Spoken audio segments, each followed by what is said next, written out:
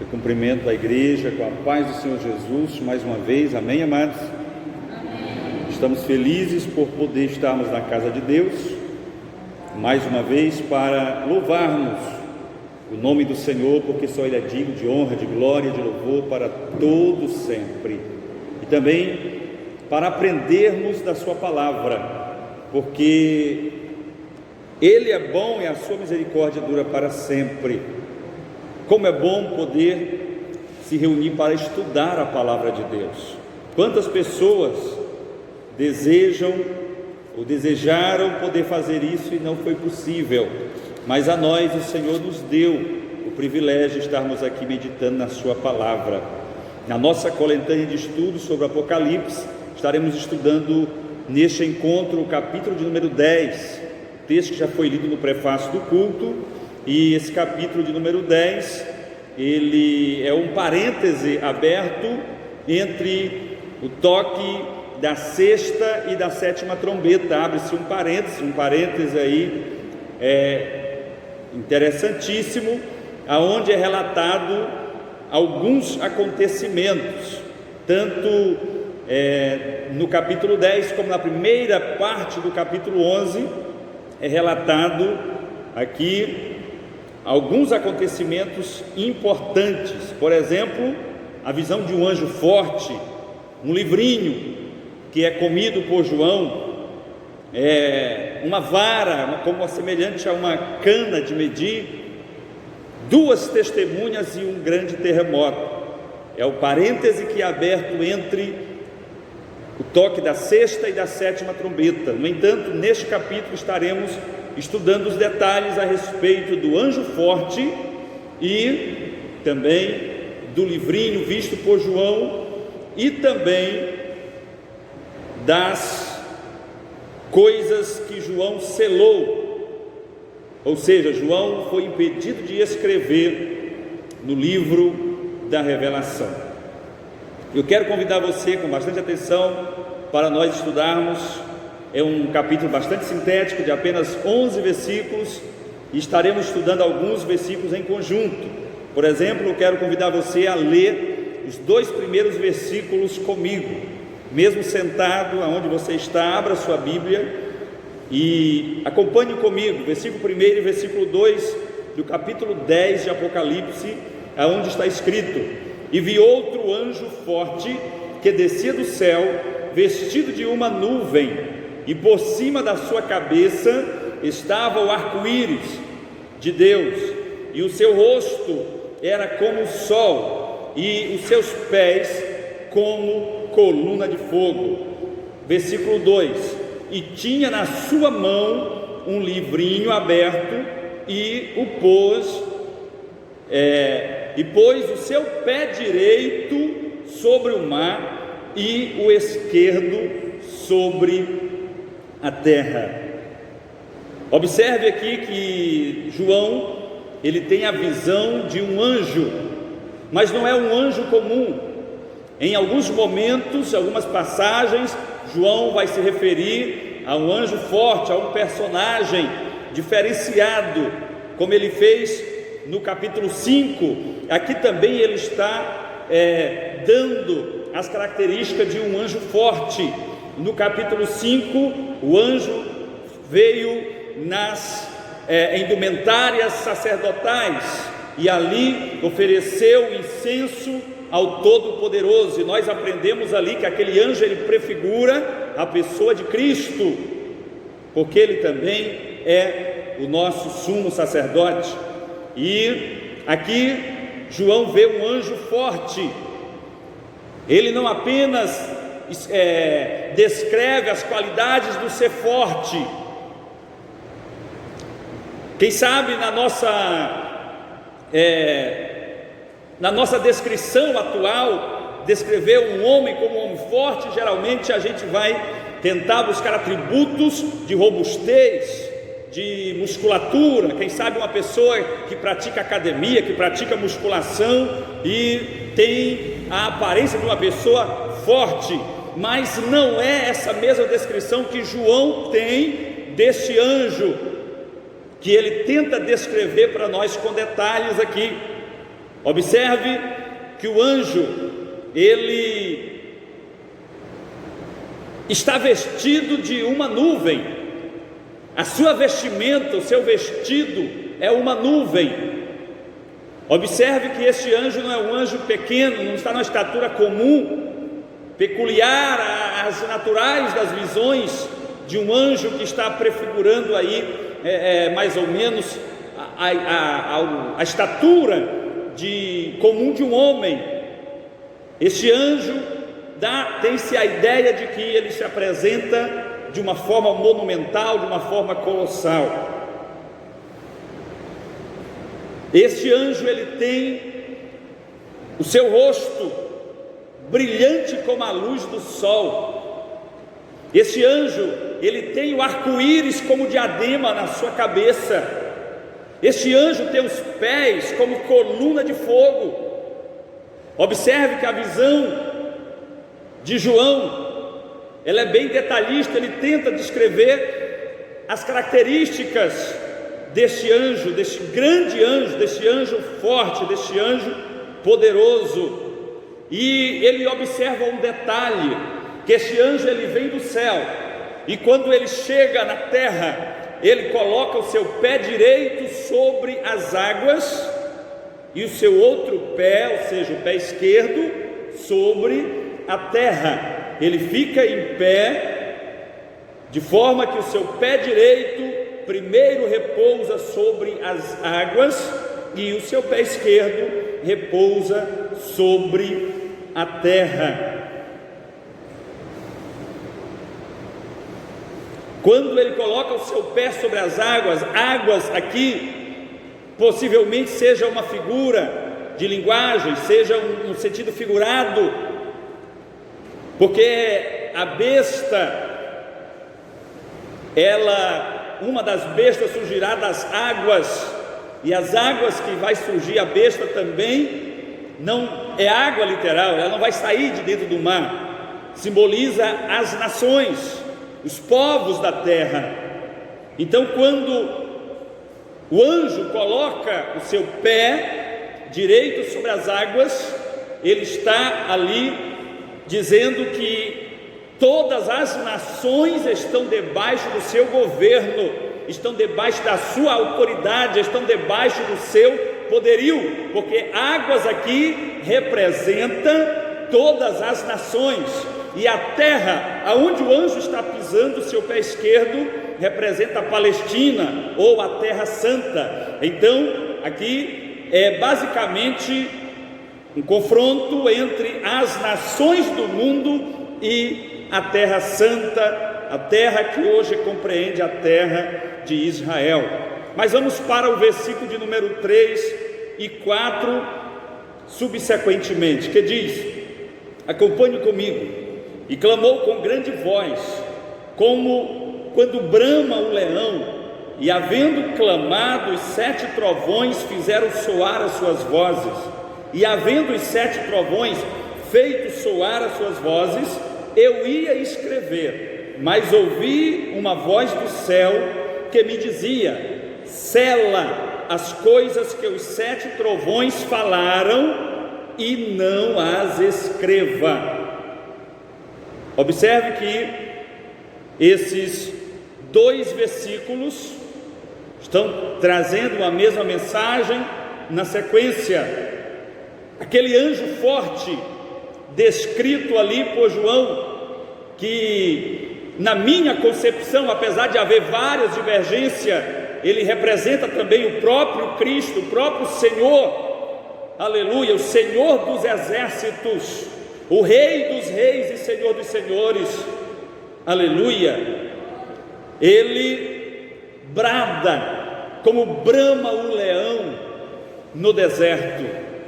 Eu imagino que nenhum de nós tivemos a oportunidade de ouvir o bramido do leão no deserto, e poucos aqui devem ter tido a oportunidade de ouvir o bramido da onça na floresta, mas são bramidos similares.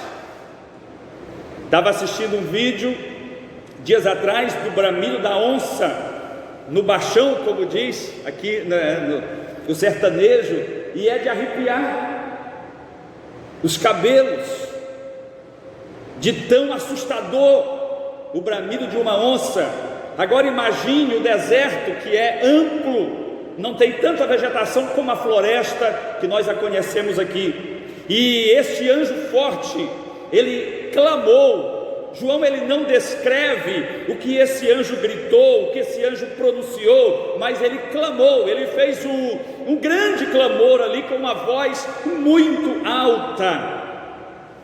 E quando ele faz aquele clamor, ele dá aquele grito, então ouve-se 7 trovões, mais uma vez evidenciado aqui o número da perfeição no Apocalipse, o número 7, e os 7 trovões trovejaram, soaram as suas vozes, e foram, os irmãos, eu creio que dá para você lembrar aí do trovão mais forte que você já ouviu, aí nas redondezas nesse período de inverno.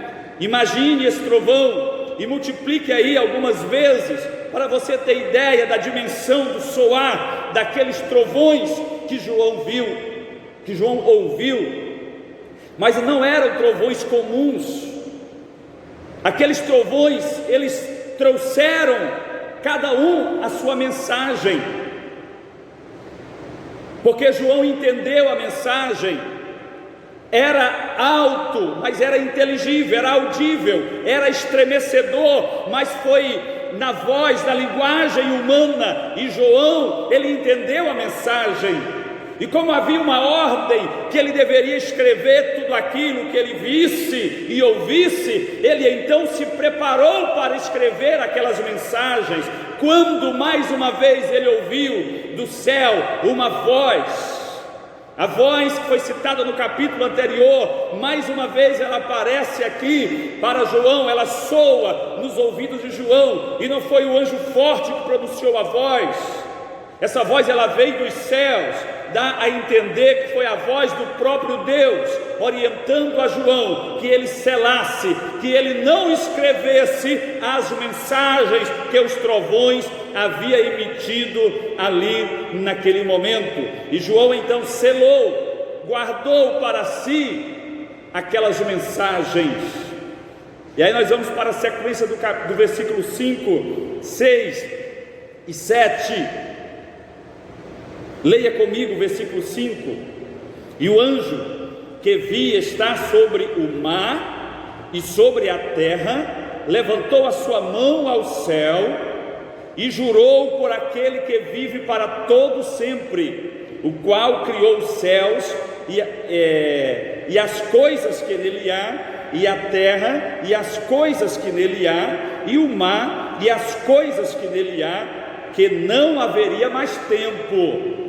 Versículo 7: porém nos dias da voz do 7º anjo, que ainda está por vir, esta voz do 7º anjo, a 7ª trombeta, quando tocar a sua trombeta, se cumprirá o mistério de Deus, em algumas versões, os segredos de Deus, como anunciou aos profetas seus servos.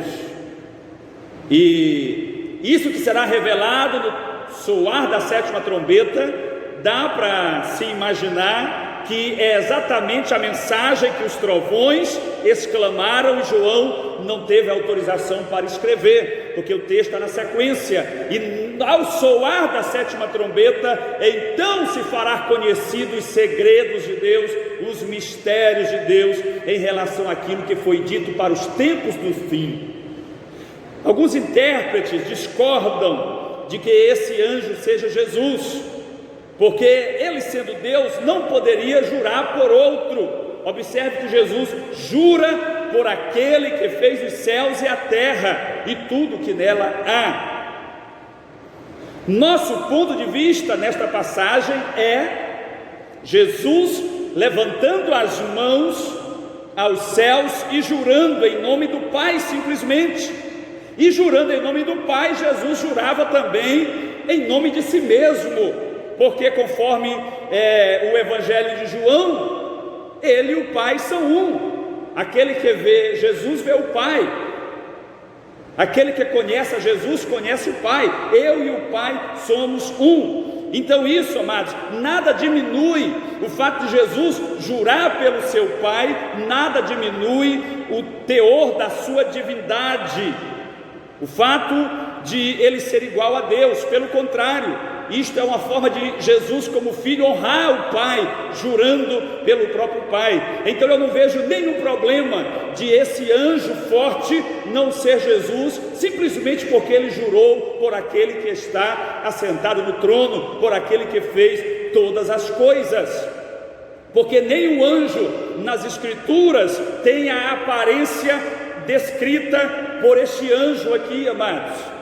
Todas as vezes que o anjo tem essas características de rosto reluzente, de pés reluzentes como fogo, o rosto como sol, com arco-íris como diadema, nenhum outro anjo se apresenta dessa forma. Então eu preciso acreditar que este anjo forte é o meu Salvador Jesus, que está ali bramando, clamando, gritando naquele momento que o tempo já acabou, que não haverá mais tempo, ou seja, o tempo de cumprir todos os desígnios do Pai chegou, não haverá mais tempo. Aleluia! Louvado seja o nome do Senhor para sempre. O mistério do presente texto é muito provavelmente o que Paulo escreveu em Efésios capítulo 1 versículo 10, onde o grande desejo de Deus é congregar em Cristo todas as coisas, tanto as que estão no céu como as que estão na terra. Eu imagino que neste momento, deste brado, deste bramido daquele anjo grande e forte, vai estar ali em pouco tempo se concretizando o grande desejo de Deus de unir-se, de congregar-se a Cristo, o seu Filho, todas as coisas que estão nos céus e também que estão sobre a terra. Louvado seja o nome do Senhor. É certamente o estabelecimento do reino milenial de Cristo sobre a terra com poder e grande glória. Esses momentos que nós estamos vendo aqui são momentos que antecedem a implantação do reino milenial. Apesar de nós ainda estudarmos alguns fatos, porque precisamos estudar os fatos, a descrição ela é bastante detalhista, mas este momento aqui é o momento que antecede a instauração do reino de Cristo, o reino milenial de Cristo sobre as nações da terra. Aleluia. Vamos para o versículo 8, 9 e 10. Acompanhe comigo o versículo 8. E a voz que eu do céu tinha ouvido tornou a falar comigo e disse: vai e toma o livrinho aberto da mão do anjo que está sobre o mar e sobre a terra. Versículo 9: e fui ao anjo dizendo: dá-me o livrinho.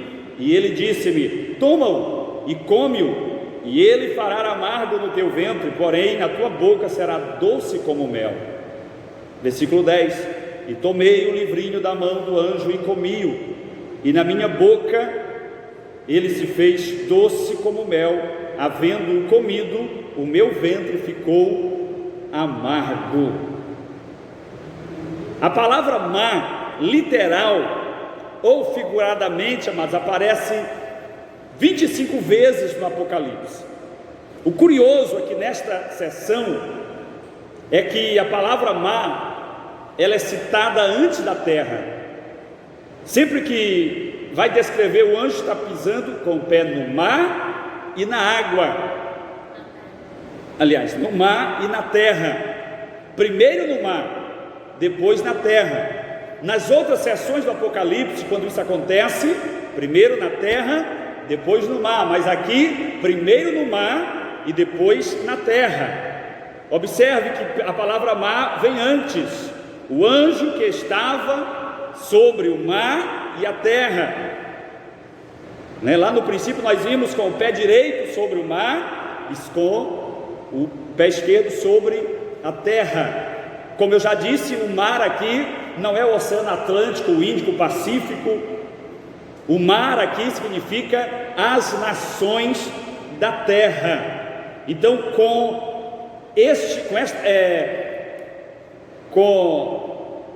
aspecto, com esta atitude, o anjo forte, ele está emitindo uma mensagem ao mundo. Ele está emitindo a mensagem que todos os reinos da terra, que todas as nações do mundo estão debaixo do seu poder. A besta vai governar, mas ela vai governar debaixo do poder de Deus, debaixo do poder do Filho de Deus.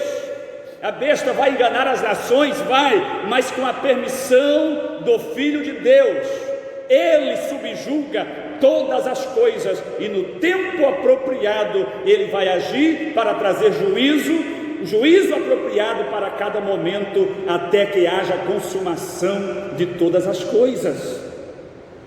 Então aqui, amados, é uma mensagem para nos esclarecer que Jesus, ele domina todas as nações da terra. Por mais ateia que ela seja, por mais que ela não creia em Deus, que ela não reverencie a Deus, que ela seja uma nação blasfema, mas ela está debaixo do governo de Deus. Aleluia, louvado seja o nome do Senhor. Versículo 9, eu quero comentar. Várias vezes nas escrituras a palavra de Deus é comparada a alimento, em várias vezes, e o livro de Ezequiel também mostra uma cena semelhante a esta de João, quando João come o livro. E lá em Ezequiel também, aquele homem vestido de linho que está sobre as águas do rio, quando manda que Ezequiel coma o livro, ele diz semelhante coisa, que o livro será amargo no ventre, mas será doce ao paladar. E aqui nós vemos há um cenário muito semelhante à visão de Ezequiel. Aleluia. João comendo um livro. Lá no Evangelho de João, no capítulo 6, do versículo 51 ao versículo 56, o próprio Jesus afirma que a sua carne é alimento, que o seu sangue é alimento, que a sua carne deve ser comida e que o seu sangue deve ser bebido por aqueles que vêm até ele. É claro que Jesus não estava aqui trazendo à tona uma doutrina canibalista, aonde o homem se alimenta do outro. Não, amados, Jesus estava falando aqui em sentido figurado, que comer a sua carne e beber o seu sangue é se apropriar da vida eterna, do reino de Deus. Louvado seja o nome do Senhor. Comer a carne e beber o sangue de Cristo é renunciar a si mesmo todos os seus pecados e seguir após a cruz de Cristo, vivendo não mais você, mas Cristo em você todos os dias. Louvado seja o nome do Senhor. Aleluia, glória a Deus. É por isso que tem muitos que não estão dispostos a comer a carne e a beber o sangue, porque para comer a carne e beber o sangue é necessário morrer. Aleluia, é necessário morrer para o mundo, é necessário morrer para o pecado, é necessário renunciar todos os prazeres da carne. E nós vemos aqui neste cenário João comendo o livro, o livrinho, assim como Ezequiel também se alimentou daquele livrinho. A palavra de Deus, ela é alimento para a nossa alma, para o nosso coração. A palavra de Deus, ela é vida, aleluia, para a igreja. E aquilo também, aquela visão de João comer o livro, traz-nos também uma mensagem de que a igreja precisa se alimentar da palavra de Deus, não comendo as páginas da Bíblia literalmente, mas se alimentando dela, extraindo dela através do estudo metódico, da leitura constante, as mensagens de Deus, os conselhos de Deus para a sua vida, e também instruções para ganharmos almas, para levar o Evangelho de Cristo às pessoas que ainda não o conhecem, às nações que ainda não o receberam como Senhor e Salvador da sua vida. Quer confirmar esta ideia? Vamos para o versículo seguinte, o último versículo deste capítulo, onde está escrito, o versículo 11: e ele disse-me: é necessário que profetizes outra vez a muitos povos e nações e línguas e reis. Aleluia.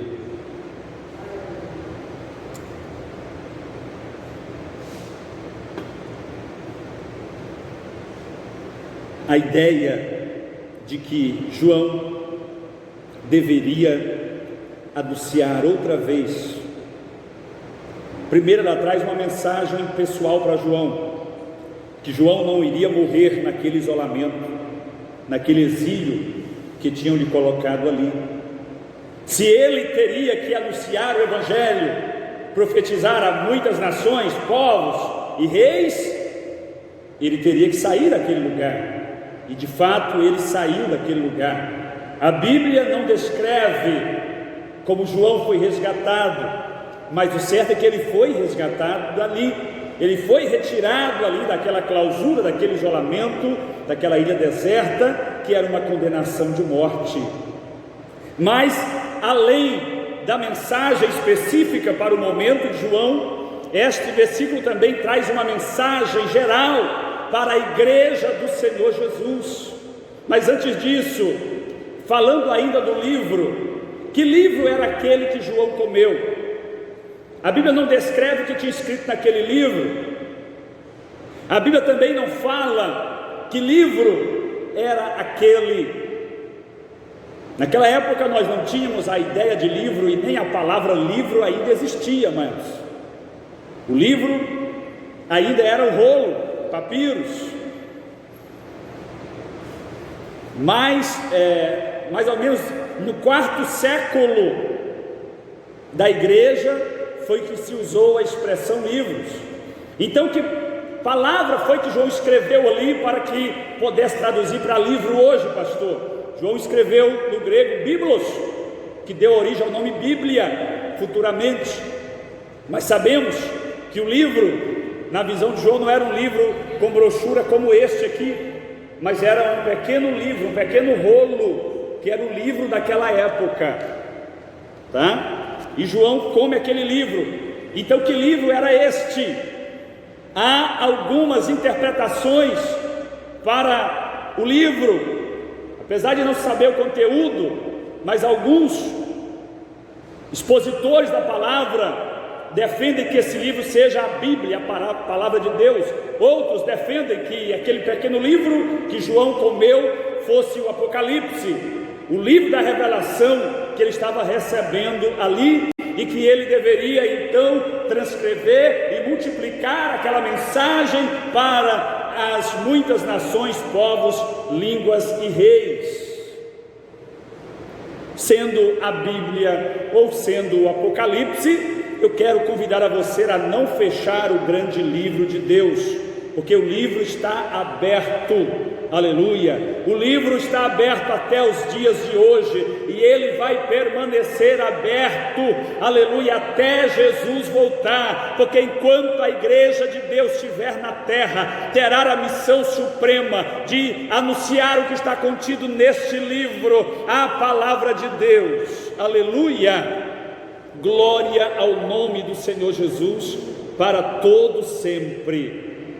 E aí você pode questionar, mas como João, já sendo velhinho, iria conseguir viajar por muitas nações, como Paulo fez, fazer muitas viagens, como Filipe fez, como Pedro fez, e anunciar o Evangelho para muitas nações, povos, línguas e até reis, se ele já era velhinho na época da sua visão? E aqui nós temos o conteúdo do versículo 11 sendo lido hoje aos seus ouvidos, e este conteúdo Apesar de João não entender naquela hora como ele iria ainda anunciar, profetizar a muitas nações, povos e até reis, ele escreveu o que Jesus falou, o que Deus falou para ele ali.